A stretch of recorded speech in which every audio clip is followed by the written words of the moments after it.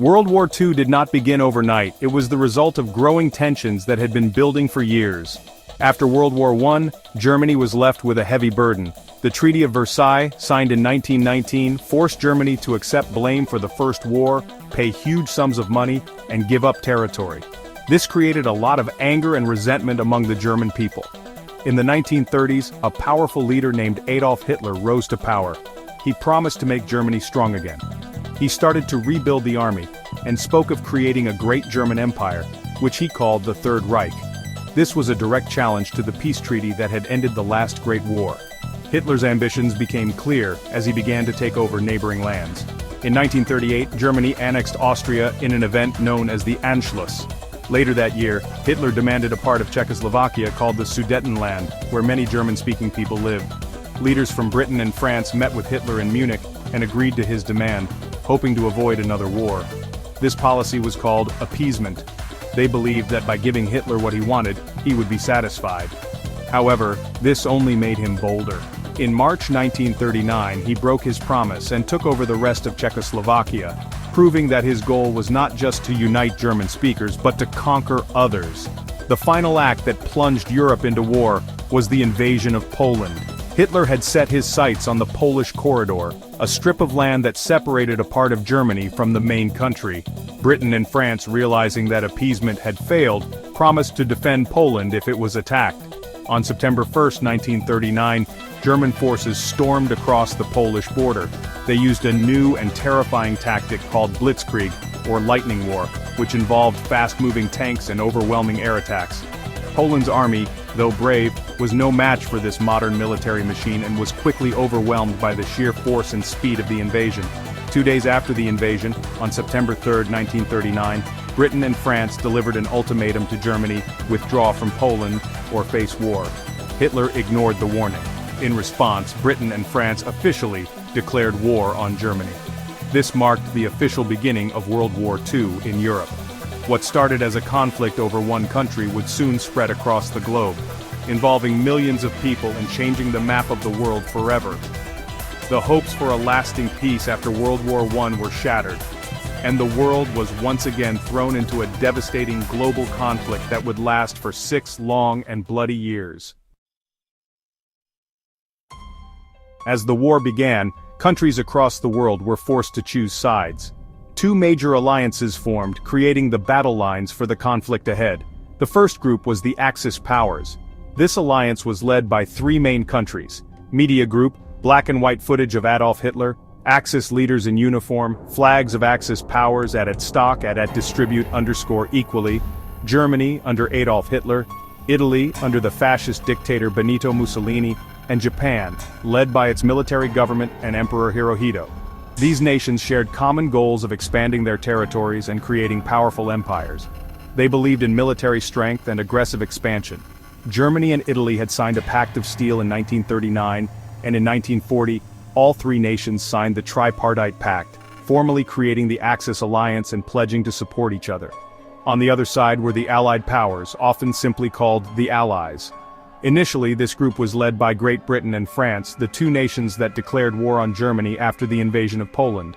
They were soon joined by other countries that had been invaded or felt threatened by the Axis aggression, including Media Group, Polish army mobilizing, Polish flag raised, invasion of Poland map at stock at distribute_equally, Poland, Canada, Australia, and New Zealand. The Allies stood for the defense of national sovereignty and democracy against the threat of totalitarianism. Their initial goal was to stop Germany's expansion and restore freedom to the conquered nations of Europe. They knew they were facing a formidable enemy, and that this would be a long and difficult struggle. The balance of power changed dramatically as the war progressed.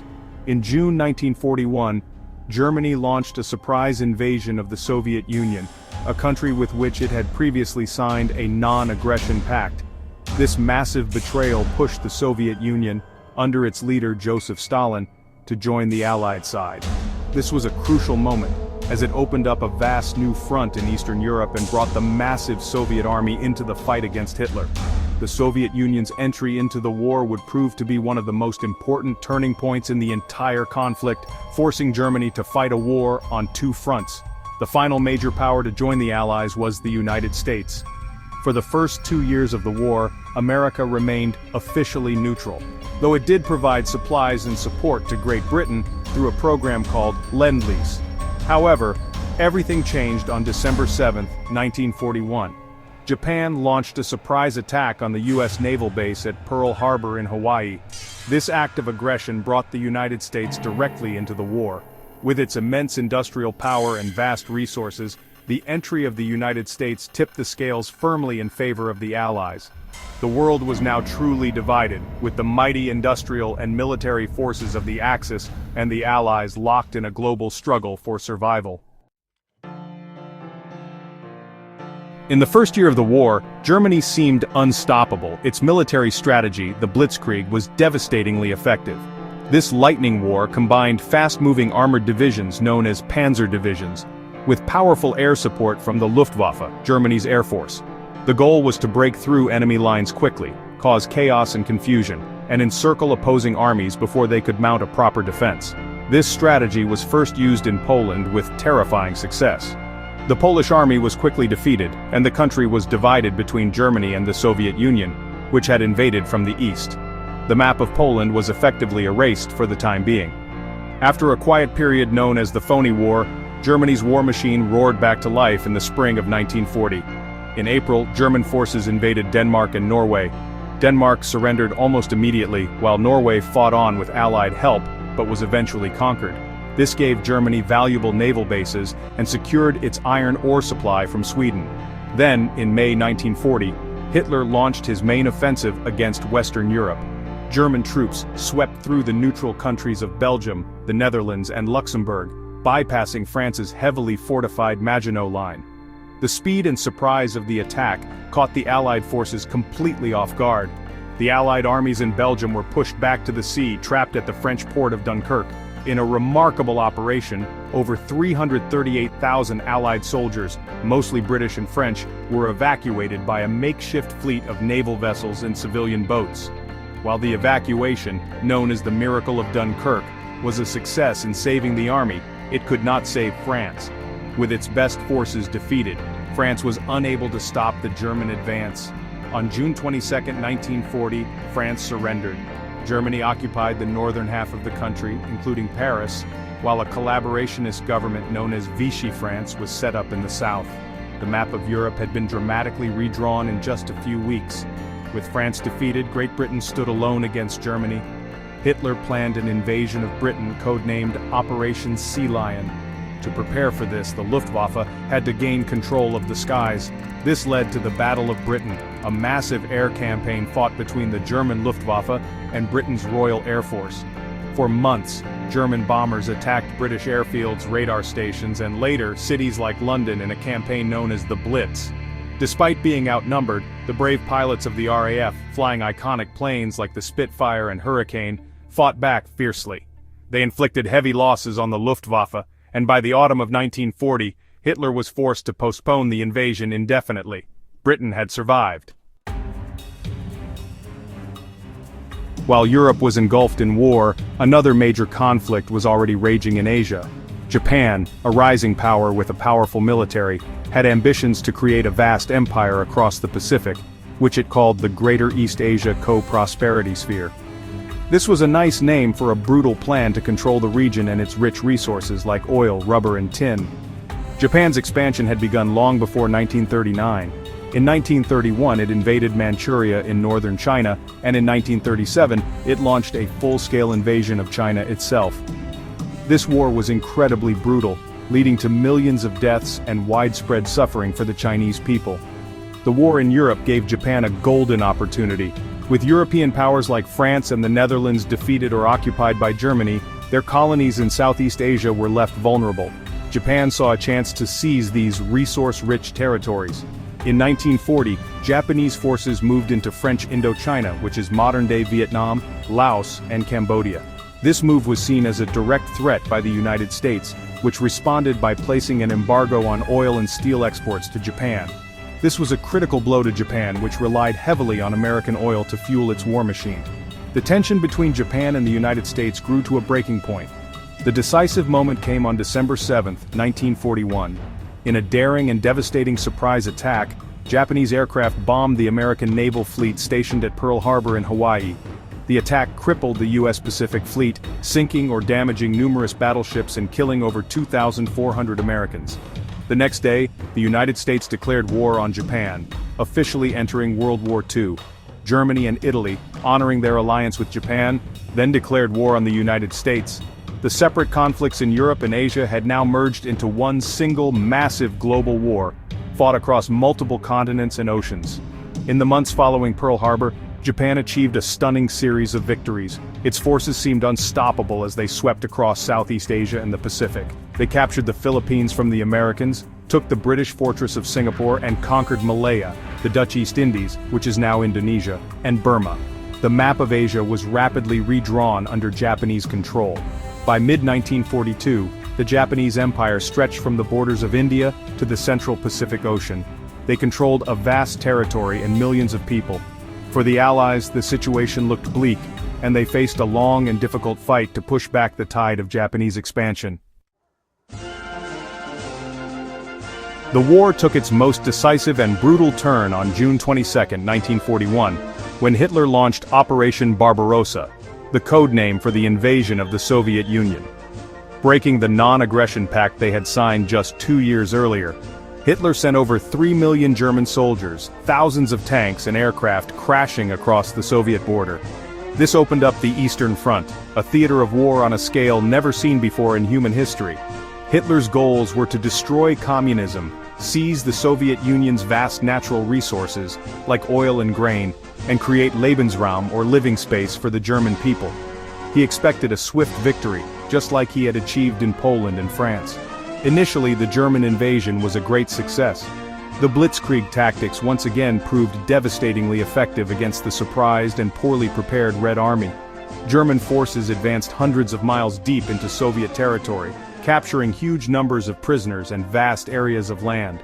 They pushed towards 3 main objectives: Leningrad in the north, Moscow in the center, and the oil fields of the Caucasus in the south. By the autumn of 1941, German armies were at the gates of Moscow. It seemed as though the Soviet Union was on the brink of collapse. The map of Eastern Europe was being violently redrawn as German forces occupied Ukraine, Belarus, and the Baltic states. However, the Soviet Union did not collapse. The German advance was halted by 2 powerful allies of the Russian people: the vast distances and the brutal Russian winter. As the freezing cold set in, German soldiers who were not equipped for such extreme weather began to suffer terribly. Their machines froze, and their advance ground to a halt just outside Moscow. The Red Army, meanwhile, launched a fierce counterattack, pushing the exhausted Germans back from the capital. This was Germany's first major defeat on land. The war on the Eastern Front would not be a short one. It would become a long, grinding war of attrition, consuming millions of lives and vast amounts of military equipment. The ultimate turning point on the Eastern Front, and perhaps of the entire war in Europe, came at the Battle of Stalingrad. In late 1942, Hitler became obsessed with capturing the city that bore Stalin's name. A huge German army, the Sixth Army, fought its way into Stalingrad, leading to some of the most ferocious street-by-street fighting in history. But while the Germans were focused on the city, the Soviets launched a massive counteroffensive called Operation Uranus. They encircled the entire German Sixth Army, trapping nearly 300,000 soldiers. After months of starvation and bitter fighting, the German army surrendered in February 1943. It was a catastrophic defeat for Germany, and from that moment on, the Red Army began its long, relentless push back towards Berlin. While the Soviets were fighting for survival at Stalingrad, the Western Allies were opening up new fronts to relieve the pressure. One of the key battlegrounds was North Africa. The deserts of Egypt and Libya became a stage for a long and difficult campaign between the German-Italian forces, led by the clever General Erwin Rommel, known as the Desert Fox, and the British Commonwealth forces. The control of North Africa was vital because it would secure the Suez Canal, a critical shipping route for the British Empire, and open up a path for an invasion of southern Europe. The fighting swayed back and forth across the desert for 2 years. The turning point in North Africa came in late 1942. In October, At the Second Battle of El Alamein in Egypt, British forces under General Bernard Montgomery won a decisive victory, forcing Rommel's army into a long retreat. Just a few weeks later, in November 1942, a huge Allied force, mostly American and British soldiers, landed in Morocco and Algeria in an operation called Operation Torch. This put the Axis forces in a pincer, caught between the two Allied armies. After several more months of hard fighting, the remaining German and Italian forces in North Africa surrendered in May 1943. The Allies were now masters of the North African coast, and the map showed a solid block of Allied control, ready for the next step. With North Africa secured, the Allies looked to Italy. In July 1943, they launched an invasion of Sicily, the large island at the toe of Italy. The campaign was a success, and the invasion led to the downfall of the Italian dictator, Benito Mussolini. Italy surrendered to the Allies in September. However, German forces quickly took control of the country and established strong defensive lines. The Allied advance up the Italian peninsula was slow, difficult, and costly. They had to fight their way through mountains and heavily fortified German positions, like the Gustav Line. The fighting in Italy would continue for the rest of the war, tying down a significant number of German troops. The most famous and decisive Allied operation in the West was Operation Overlord, the invasion of Normandy, also known as D-Day. On June 6, 1944, the largest seaborne invasion in history was launched. Over 156,000 Allied soldiers from the United States, Britain, Canada, and other nations landed on 5 beaches in Normandy, France, under the command of American General Dwight D. Eisenhower. Despite facing heavy German resistance, especially at Omaha Beach, the Allies managed to secure a foothold. This was the beginning of the end for Germany in Western Europe. A second front had finally been opened, and vast numbers of Allied troops and supplies began pouring into France to begin the final push toward Germany. After the successful D-Day landings, the Allies began the slow and difficult process of liberating France. They had to fight their way through the tough Normandy countryside, facing determined German resistance. A major breakthrough came in late July 1944, when Allied forces, led by American General George S. Patton, broke out of the Normandy beachhead in Operation Cobra. This allowed the Allied armies to race across France. In August 1944, another Allied invasion, Operation Dragoon, took place in the south of France. With German forces in retreat, French resistance fighters rose up in Paris, and on August 25, 1944, the French capital was liberated. By the autumn, most of France and Belgium had been freed from German control. As the Allies advanced from the west, the Soviet Red Army was relentlessly pushing from the east. After their victory at Stalingrad, the Soviets had won another massive tank battle at Kursk in 1943. From there, they began a series of powerful offensives that drove the German army out of the Soviet Union and across Eastern Europe. The Soviets liberated Ukraine, Belarus, and the Baltic states. They then advanced into Poland, Romania, and Hungary. The map of Eastern Europe was changing once again, but this time, it was coming under the influence of the Soviet Union.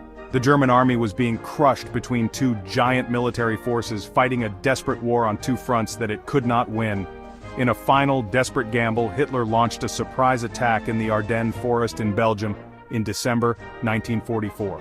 This became known as the Battle of the Bulge. The attack caught the Allies by surprise and created a large bulge in their front line. For a time it seemed as if the German offensive might succeed, but the outnumbered American soldiers held firm at key towns like Bastogne. With improving weather that allowed Allied air power to dominate, the attack was eventually pushed back. This battle used up Germany's last reserves of men and equipment. The path to Germany itself was now open from both the west and the east.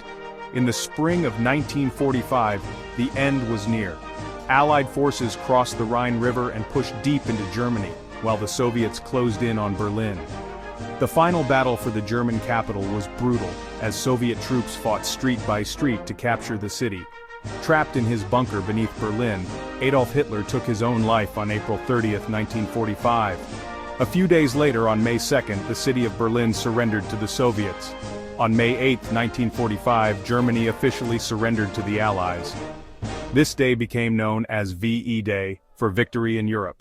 The war in Europe was finally over, leaving behind a continent in ruins and a map that was about to be completely redrawn by the victorious powers. Even after the victory in Europe, the war was not over. In the Pacific, the fight against Japan continued to be incredibly fierce. Since the turning point at the Battle of Midway in 1942, where the U.S. Navy had sunk 4 Japanese aircraft carriers, the Allies had been slowly pushing Japan back. They used a strategy called island hopping, which involved capturing key islands one by one, using them as bases to attack the next. This campaign was long and bloody. Battles for islands like Guadalcanal, Saipan, Iwo Jima, and Okinawa were fought with extreme brutality.